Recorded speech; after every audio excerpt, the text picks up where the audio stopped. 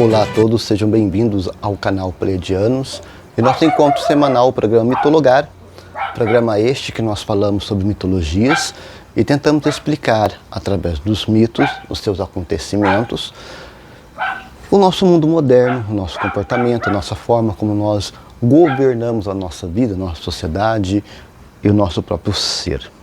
Nós estamos falando sobre mitologia nórdica e hoje nós vamos falar sobre o deus do trovão, Thor.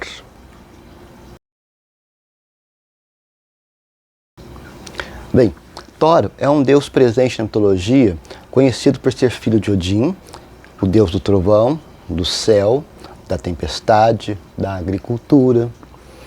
Esse deus era mais popular na religiosidade nórdica, sendo muito venerado pelos camponeses. Tinha como símbolo seu martelo, o Mihogir, usado por ele em batalhas. Teria tido papel de protagonismo durante o Ragnarok. Nessa primeira estrofe, vamos ver que está muito ligada, a identidade do Thor está muito ligada a fenômenos da natureza, como raio, trovão, tempestade e ao mesmo tempo a agricultura, o nascimento das coisas.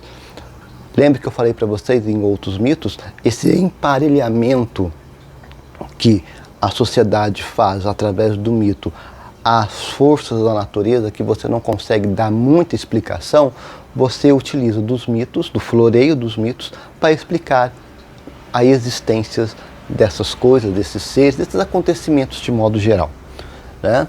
Como Deus do trovão, do céu, da tempestade, da agricultura, sendo a sua popularidade na sua religiosidade, usava acessórios importantes, como martelo, cinto, luvas de ferro. E também conhecido como o guardião de Midgard. Teria lutado contra Jormungand, né, no Ragnarok, a grande serpente, matando, mas morrido vítima do veneno da serpente. Thor é um importante deus presente na religiosidade, porque habita aqueles que habitam o norte da Europa, entre mais ou menos 793 a 1666. Que ficaram conhecidos como os vikings. Né? Thor era o deus mais popular por causa dessa associação a efeitos naturais que até então não se podia se explicar. Os nórdicos o consideravam responsável pela proteção de Midgard, onde os seres humanos moravam, e de Asgard, onde os deuses moravam. Ainda era conhecido por lutar frequentemente contra gigantes. Como filho de Odin, dentro desse panteão, e de Jorge, seu irmão, considerava a personificação da terra na cultura nórdica. Thor foi derivado de Domar, né? Adorado pelos germânicos e também era considerado o deus do trovão. Os historiadores também encontraram divindades parecidas com Thor em outras culturas antigas, como na religiosidade celta e nos hindus. Os mitos contam que Thor era portador de 3 acessórios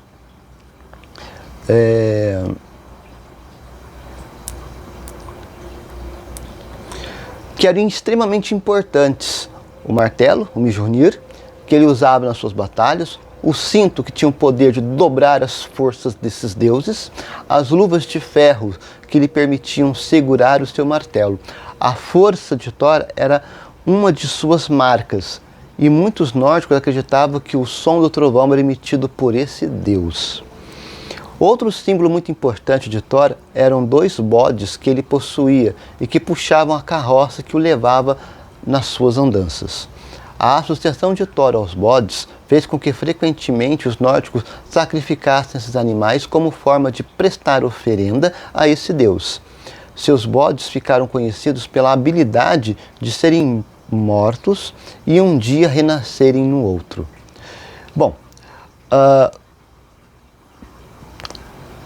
nós vamos entendendo que, à medida que o mito ele vai se personalizando dentro das tônicas da vida, ele vai dando pistas de superação, de domesticação das forças da natureza. Por isso, quando você a associação do cinto, do martelo, da luva de ferro, nada mais é do que você associar-se às tecnologias do tempo, do momento e da história a favor humano em detrimento às forças da natureza. Na modernidade, nós temos várias tecnologias que domam as forças da natureza e as transformam em favor nosso. Exemplo, a energia movida pelo ar, pelos ventos. Trens que deslizam pelos trilhos, ele não toca os trilhos, deslizam, né? Através da força geradas por imantações, né? Ímãs, permite que ele flutue, né? Não tenha contato. Isso é uma força da natureza, são polos, né? As energias são polares. A própria energia elétrica, que nada mais é uma forma de captar a energia dos raios através da geração de energia elétrica, que é uma associação que está presente na nossa vida. Energia essa que ilumina luzes, eletrodomésticos, eletroeletrônicos, automóveis, está aí presente. Então a tecnologia que nós utilizamos para domar as forças da natureza a nosso favor. É a mesma coisa, só com a tecnologia da época, o conhecimento da época. E aí a alusão do martelo, das luvas de ferro, do cinto, aí entra o bode, porque o bode é a ideia da natureza a serviço da humanidade. No caso, os deuses, né? Nessa representação mais ampla, mais aberta. Thor era casado com Sif e com ela teve Trude. Ela ainda foi casado com um gigante Janansan, com quem teve Magni, sendo ainda pai de Mod, mas a mãe desse deus é desconhecida. Thor teve muita influência na cultura do norte da Europa e influenciou até mesmo os dias da semana na língua inglesa. Isso é percebido na designação de quinta-feira em inglês. Nesse idioma, esse dia da semana é chamado de Thursday, que é uma derivação de Thor, Thor's Day, traduzindo como o dia de Thor. Isso também aconteceu em alemão, pois quinta-feira nesse idioma é Donnerstag, que é uma referência a Donar, o deus no qual Thor foi baseado. Thor é uma das divindades mais importantes por causa da sua ligação à agricultura, que geralmente eram os camponeses que trabalhavam nos campos, que faziam a plantio, o crescimento, a poda, né, a colheita, guardar os grãos, repartir os grãos. Por isso que ele era muito venerado no meio dos camponeses. Além disso, ele recebia preces daqueles que gostariam de proteção durante uma viagem. Pedir proteção a Thor a uma viagem de navio era bastante comum porque ele era o deus que controlava as marés. Esse deus também era acionado para o fechamento de acordos e para a realização de casamentos. O Mjolnir, o martelo de Thor, em superfície com os outros objetos, um dos grandes símbolos do deus, uma prática muito comum da religiosidade nórdica era que na era viking foi o uso de pingentes com a forma de Mjolnir. Essa prática se tornou usual a partir do século X. Os historiadores entenderam que esse gesto como uma demonstração de resistência dos nórdicos, que adoravam seus deuses tradicionais, uma vez que, nesse período, do norte da Europa passou por um acelerado processo de cristianização. Nós temos que entender, gente, que todos os povos do mundo, embora não pareça, né, porque nós olhamos com o nosso olhar de hoje, da modernidade, do nosso dia a dia. Mas a ideia de Deus cristão, ela é nova. Ela tem um pouco mais de 2000 anos. Antes disso, existiam deuses milenares, de culturas milenares, e que estão presentes até hoje. Se você for para o leste do mundo, né, o oriente do mundo, Japão, China, Tailândia, Singapura, aqueles países, né, do Oriente, do leste do mundo, eles têm deuses milenares. O Japão é politeísta. Ele não tem uma única divindade. Até hoje, é politeísta. Portanto, nós temos que compreender que essa ação, né, de ter símbolos ligados dos deuses como uma forma de protesto era muito comum. E ainda hoje nós temos essa ideia de que o mundo é cristão. O mundo não é cristão.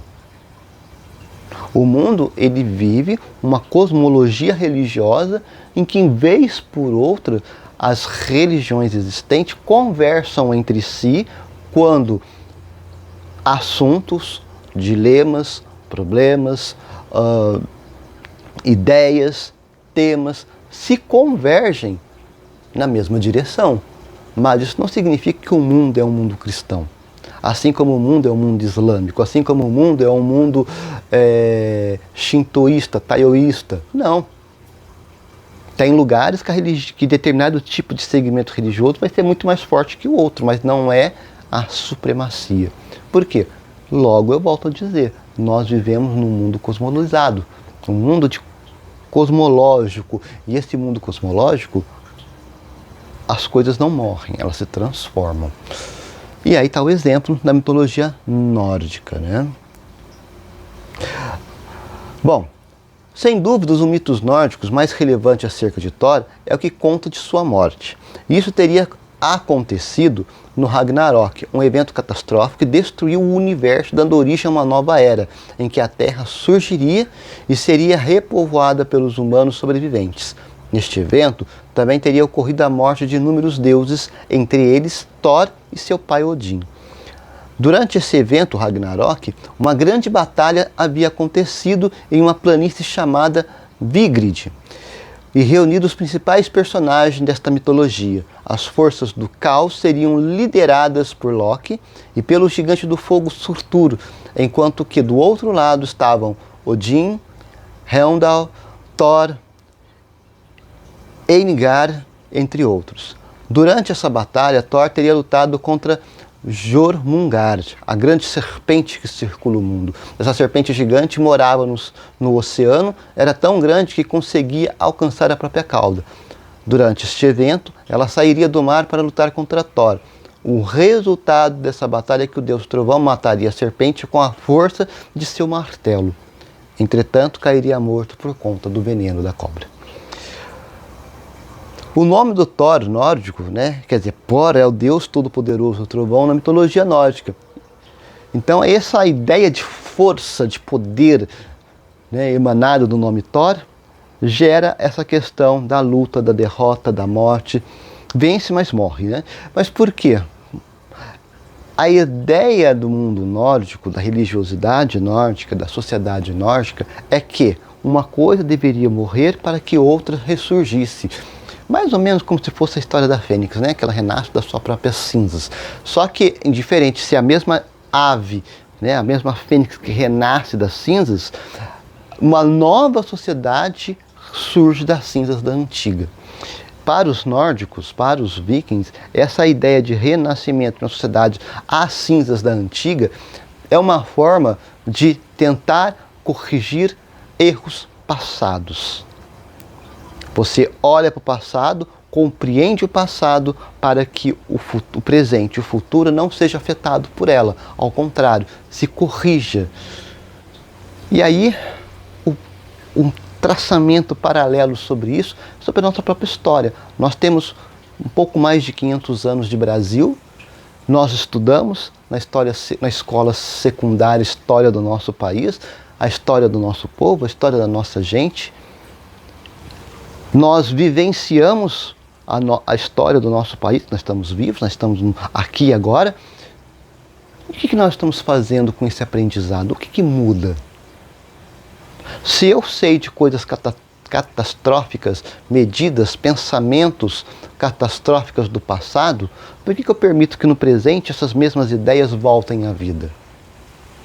Por que eu não olho com o olhar da história e vejo o que deu certo, eu mantenho. O que deu errado, eu suplanto e dou vazão, dou ideia para que novas coisas surjam e que se somem aos que deram certo para continuar num estado de progresso da vida.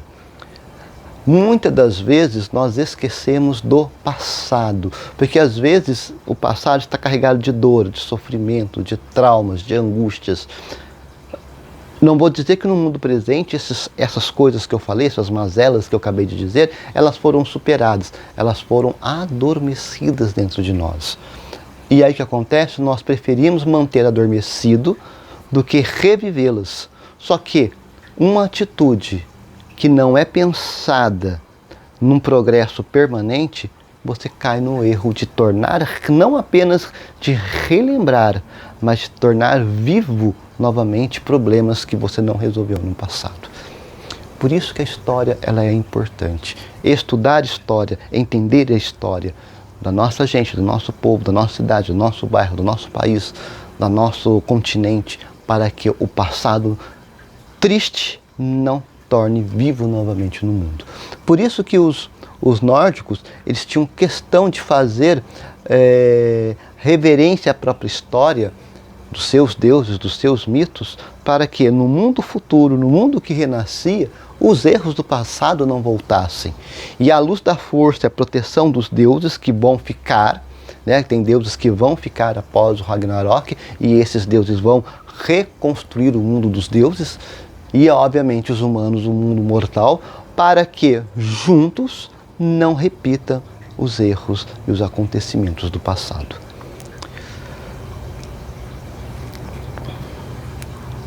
Algumas características, né, que o deus nórdico Thor carrega e que nós temos que guardar, né? Os bodes, o machado, os serventes de Thor,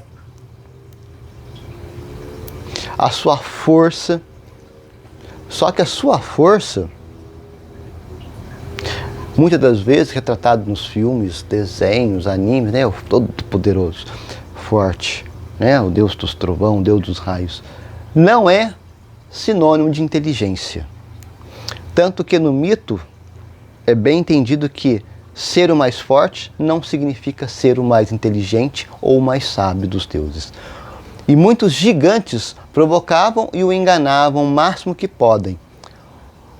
O martelo Mjolnir, enfurecido, faz barulhos altos com faíscas e relâmpagos. Isso faz com que os gigantes se tremam de medo com calafrios nas espinhas. Thor adora lutar contra gigantes com seu martelo, seu cinto e suas luvas. Ele sempre tem a vantagem. Vive em Asgard junto com sua esposa, num lugar chamado Trundain, nome que significa Reino dos Poderosos. É uma casa enorme, com 540 quartos, e é a maior casa conhecida de Asgard. Tendo seus filhos, né, Trud e Modi, mas também Ur, que Thor adotou, também o filho chamado Magni, com uma gigante. Thor e Sif também têm 2 criados, um menino chamado Thialf e uma menina chamada Hroskva. Então nós vamos entendendo que existe a família, essa ideia de adotação, essa meia de ter criados, de ter animais, tenta aproximar-se o máximo possível da nossa existência, da nossa vida. Nós temos animais de estimação, nós temos animais de carga, nós temos pessoas que nos auxiliam de alguma forma, seja com salário, seja com ajudante. Nós temos esposa, filhos, nós temos parentelas, né? Então tudo isso se forma dentro de uma cadeia socializante. Por que uma cadeia socializante? Porque o mito nórdico, especificamente do Thor, faz uma referência da codependência que nós temos de uns para com os outros. E aí quebra a esfera, a ideia de o ser humano quanto autossuficiente, de que eu não preciso de ninguém, que por eu estar no topo da cadeia social, eu sou o mais rico, mais poderoso, eu não dependo de ninguém. Ao contrário, se você é o mais rico, mais poderoso, porque teve pessoas que trabalharam e foram exploradas por você para que você chegasse até o topo. Logo, essa cadeia existencial, ela é uma continuidade interligada ininterruptamente sobre o ser existir de cada pessoa. Por isso que nós vivemos lutando A luta ela é necessária, a igualdade é necessária. Querer que o bem comum se manifeste sobre todas as pessoas da sociedade é uma tônica. E ela sempre vai ser tônica. Por quê? Da mesma maneira que eu tenho uma boa roupa, um bom móvel, uma boa casa, que todo mundo tenha. Uma boa roupa, um bom móvel, uma boa casa, um bom carro, tem direito a lazer, tem direito a viajar, porque é da natureza humana o coletivismo do bem-estar. Porque senão eu crio sociedades marginalizantes. E sociedades marginalizantes, elas geram crises, elas geram guerras, elas geram disputas. Por quê? Porque aquele que não tem nada vai querer ter o que eu tenho. É natural, é a natureza. É óbvio. Eu não preciso nem chegar muito longe quanto a isso. É óbvio, está na cara. Agora, se acontece esse tipo de coisas, é porque pessoas como eu e você, muitas das vezes nós fechamos os olhos para esses problemas em nome do individualismo, do ubigocentrismo, né? Cego, enfurecido, sem conhecimento, sem verdade de causa. E nós sofremos. Nós sofremos. Porque, veja bem, se o meu conforto foi construído às causas do sofrimento alheio, esse sofrimento alheio vai virar ódio, vai virar raiva e vai se voltar contra mim. E é natural que isso aconteça. Porque eu sou o causador. A minha riqueza, a minha felicidade individual foi o causador da destruição e da desgraça das outras pessoas. Óbvio, eu vou receber a conta disso. Ao invés de eu pensar no individual, que eu penso no coletivo. Porque o coletivo abraça todos. Abraçando a todos, todos têm suas possibilidades de crescer, as suas possibilidades de desenvolver, as suas possibilidades de conquistas. Logo, vai passando, né? Logo, vai afastando o fantasma do ódio, da raiva, da indiferença, da disputa, da ganância. Por que eu vou ter ganância, ódio, disputa e inveja de uma pessoa que tem relativamente as mesmas coisas que eu? Parabéns a ela que conseguiu ter as mesmas coisas que eu. Parabéns. Protege a minha vida, a minha individualidade, os meus pertences e protege a individualidade dele, a vida dele, os pertences dele, porque ele não vai ter olho grande para minhas coisas e nem eu para as dele. Porque nós vamos estar socialmente iguais e tudo que o mundo produzir, tanto ele quanto eu, poderíamos comprar, poderíamos adquirir, sem nos preocuparmos com problemas presentes hoje. Por que nós vivemos em casas cada vez mais fechadas, muradas, engradeadas, com cercas elétricas, câmeras de vigilância, trancas elétricas?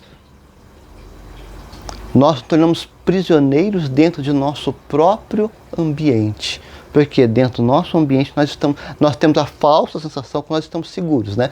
Minha casa é gradeada, com muros altos, coloquei cerca elétrica, coloquei câmera de segurança, tem alarme para tudo é quanto é lado, câmera para tudo é quanto é lado. Eu estou seguro dentro da minha casa. Até quando? Até quando? Lembre-se, é mais fácil eu promover o coletivismo, que o coletivo se desenvolva, que o coletivo cresça, que o coletivo frutifique, e isso vai me dar a segurança de que meu vizinho da esquerda e da direita não vão olhar para mim com um olho grande para mim, porque o que eu tenho é o que eles têm, do que eu me cercar, me tornar prisioneiro dentro de minha própria casa. Aí eu sou prisioneiro da minha ambição. Quanto à carruagem de Thor. Sempre que Thor sai de Asgard, ele usa sua carruagem com seus 2 bodes, que a puxam, né? Que tem os seus nomes como de escavador de dentes e moedor de dentes, são o nome dos bichos, né? As pessoas podem ouvir o som das rodas e ver as faíscas de raios das rodas enviadas enquanto Thor voa através do céu. As pessoas de Midgard chamam este acontecimento de trovões e raios. E Thor fica longe de casa por mais de um dia, ele cozinha as cabras, mas Thor sempre as revive com seu martelo no dia seguinte. Seu machado é uma das armas poderosas que pode enviar relâmpagos, derrubar montanhas, atingir qualquer alvo. Depois que o alvo for atingido, o martelo retorna às mãos de Thor. O martelo pode ser usado para matar, destruir, mas também reviver pessoas ou animais. E que ele usa magicamente para caber dentro da sua camisa. O martelo Mihomir também é usado com cerimônias sagradas, como nascimentos ou morte ou casamento.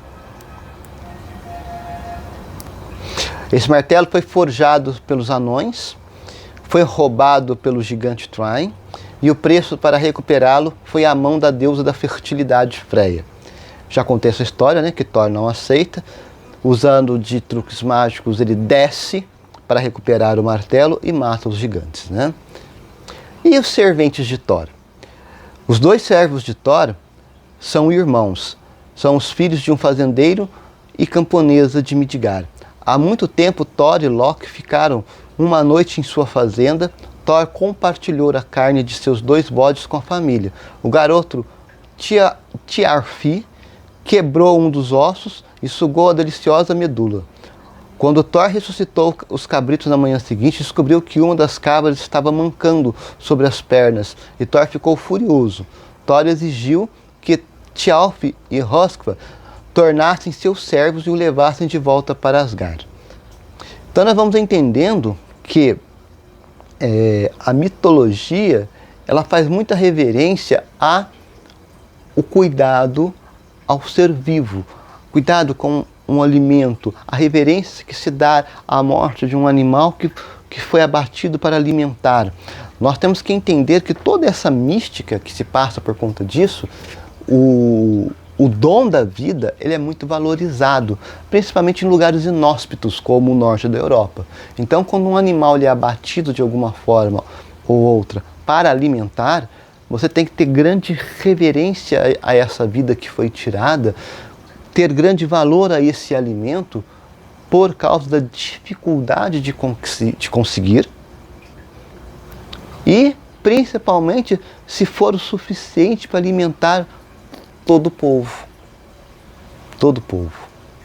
Portanto, existe uma reverência. Reverência é essa que nós temos que ter na nossa vida. Se você tem alimento bom, saudável sobre a mesa da tua casa, tenha reverência sobre esse alimento, tenha gratidão, tenha ciência, porque muitos não têm.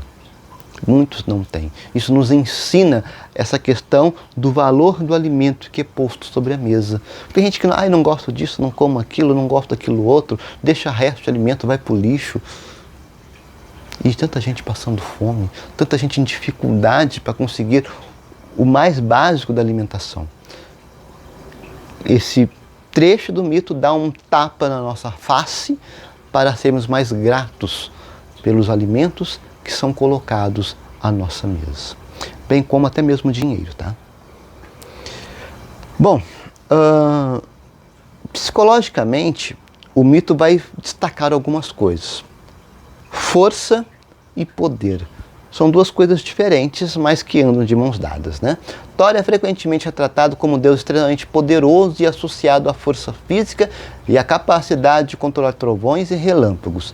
Esta representação pode ser vista como um símbolo de poder interno e da capacidade de superar desafios por meio de determinação e coragem. Nós precisamos ter essa força, determinação e coragem para resolver problemas. Principalmente aqueles problemas que nós não queremos tocar neles. Preferimos jogar para debaixo do tapete. Antes que o problema vire um monstro, crie coragem e força e bote um ponto final naquela situação. Coragem e bravura. Thor enfrenta inúmeras batalhas e desafios, inúmeras vezes colocando sua vida em risco para proteger os outros de ameaças como gigantes e monstros. Sua coragem e bravura podem servir como inspiração para enfrentar dificuldades e superar medos na vida cotidiana. Nós temos vários medos.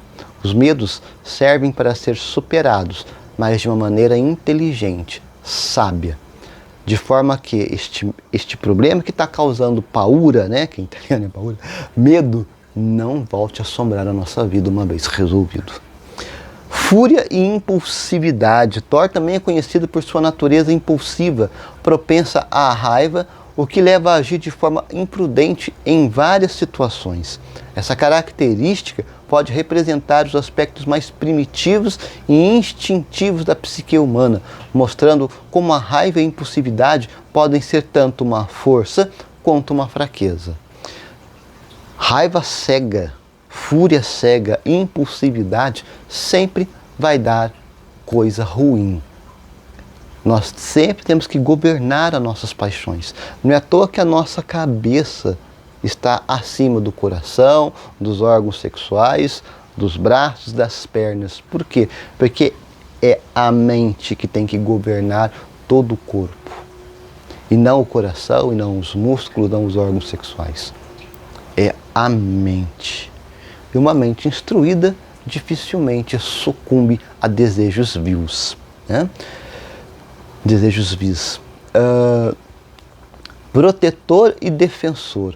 Thor é frequentemente retratado como um protetor de Asgard, dos deuses nórdicos, defendendo-os de ameaças externas. Essa faceta do personagem reflete o arquétipo do herói protetor, que se sacrifica para garantir a segurança e o bem-estar da comunidade. Quantas vezes nós fazemos sacrifícios pelo bem da nossa família, pelos bens dos nossos amigos, ou das pessoas a quem nós amamos e consideramos importantes para a nossa vida? Isso não é ruim. No mundo moderno, tem uma ideia de que você ajudar o próximo é ser coisa de idiota. Idiota é quem pensa assim, porque você nunca sabe o dia de amanhã. Hoje você pode estar pleno de si, mas você não será pleno de si a vida toda. Um dado momento você vai depender de alguém. E aí nós vamos saber o quanto pleno de si valeu alguma coisa. Na maioria das vezes, as pessoas quebram a cara e acabam notando que foi um péssimo empreendimento o ser autônomo de si próprio. É um péssimo serviço, né? É um péssimo empreendimento, porque nós acabamos descobrindo que é uma tremenda de uma ilusão. Tanto que, se existe asilo, é justamente porque as pessoas foram tão ensoberbecidos de si próprios que acabaram sozinhos. Esse é um exemplo mais comum. Se existe casa para idoso, porque se está lá dentro, procure pesquisar por que está lá dentro. Tem alguns que realmente não têm família e vai acabar ficando numa casa de repouso para que tenha dignidade na sua velhice e no fim de tua vida. Mas muitos estão lá porque não foram boa coisa para a família. E aí o destino o traças da maneira que deve ser, né? Ninguém vai embora sem pagar a conta, em outras palavras, né? Relacionamento com Loki. A relação entre Thor e Loki, seu irmão adotivo, é complexa e multifacetada, oscilando entre confiança e conflito. Esse relacionamento pode representar a dinâmica entre polaridades opostas na psique humana, como o equilíbrio entre o bem e o mal, ordenado e caótico, consciente e inconsciente, consistente e inconsistente. Nós temos que entender que essas coisas nos governam. Tudo isso não governa. Está aqui dentro de mim, dentro de você o tempo todo. Nós temos que o quê? Nos treinarmos para que a ação assertativa dessas psiques, elas sejam preponderantes, predominantes na nossa vida. É o famoso ditado, né? Que o seu sim seja sim, que o seu não seja não. Qualquer coisa além disso é problemático. É problema garantido. Humildade e aprendizado. Apesar da sua força e bravura, Thor também enfrenta derrotas e fracassos ao longo de suas jornadas mitológicas. Esses momentos de humildade e aprendizado destacam a importância da aceitação dos próprios limites e do crescimento pessoal através da superação de desafios. Como eu já falei, ninguém é autossuficiente. Ninguém é autossuficiente. Hoje, se você está me vendo e me ouvindo, porque teve alguém, uma mente iluminada que criou o sinal da internet. Teve uma mente iluminada que criou os satélites. Teve uma mente iluminada que criou o aparelho chamado celular. né, um smartphone, teve uma mente iluminada que criou um notebook, uma televisão de LCD, né, uma Smart TV, uma mente iluminada que criou a eletricidade, que dá energia, que faz todas essas coisas que eu falei funcionar. Criou microfone, criou fone de ouvido, criou sabe lá mais o que mais aí que está dentro desses equipamentos que faz com que você consiga me ver e me ouvir com toda tranquilidade e no conforto da tua casa ou do teu trabalho, aonde você estiver assistindo, me assistindo agora. Portanto, essas pessoas tiveram que fazer alguma coisa, tiveram que trabalhar, se debruçar. Se essas pessoas fizerem e aconteceram tudo isso para que hoje tenhamos essas comodidades que nós estamos tendo, por que eu sou autossuficiente? Da onde que vem essa ilusão de que humildade é prejuízo, humildade é coisa para pobre, humildade é coisa para bastardo, humildade é coisa para gente idiota, estúpida? Estúpida quem pensa dessa maneira. A humildade ela sempre casa em todo lugar. Existe um ditado que diz assim, que a humildade ela abre todas e qualquer portas, porque a humildade ela entra em todo e qualquer lugar. Em contrapartida, o orgulho e a soberba, ela leva a um único caminho e te deixa sozinho lá. Igual o ditado que eu falei, né, que a soberba, o orgulho vai te levar na montanha mais alta e vai te jogar de lá de cima e você que se lasque para resolver como que você vai chegar são e salvo lá embaixo. O que nós temos que entender é que a autossuficiência, ela é uma ideia que foi preconizada na nossa cabeça porque o ser humano tornou-se o centro de todas as coisas. Na Idade Média, Deus era o centro de todas as coisas. No mundo moderno, o homem é o centro de todas as coisas. E esse centro de todas as coisas faz com que nós sejamos o super-homem, sejamos o Flash, sejamos a Mulher Maravilha, sejamos o Doutor Estranho, sejamos um Goku, sejamos... Eu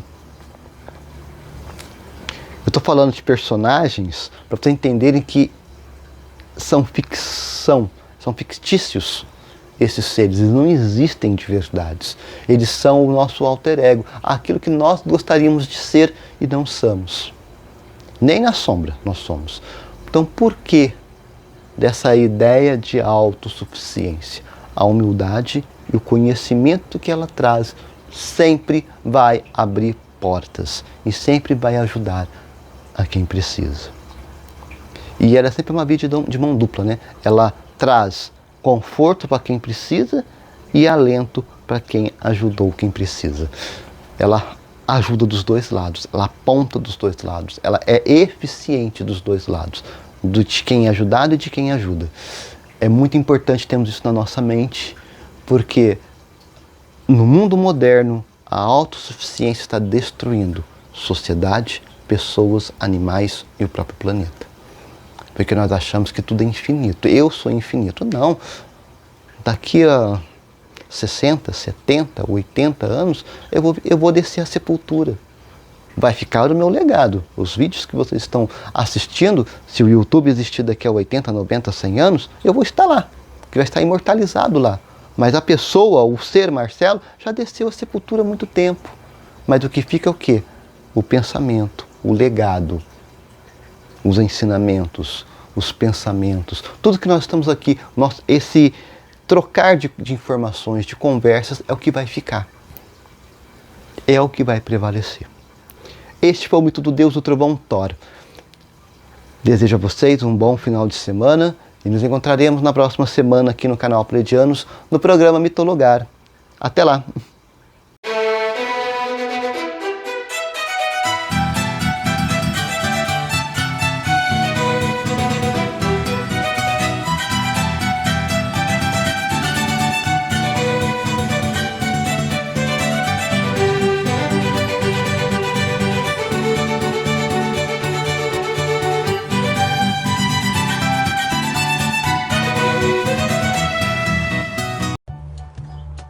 Nós somos a Associação SOS Felinos, onde nós dedicamos com muito amor e carinho a cuidar de 55 gatinhos que foram resgatados da rua.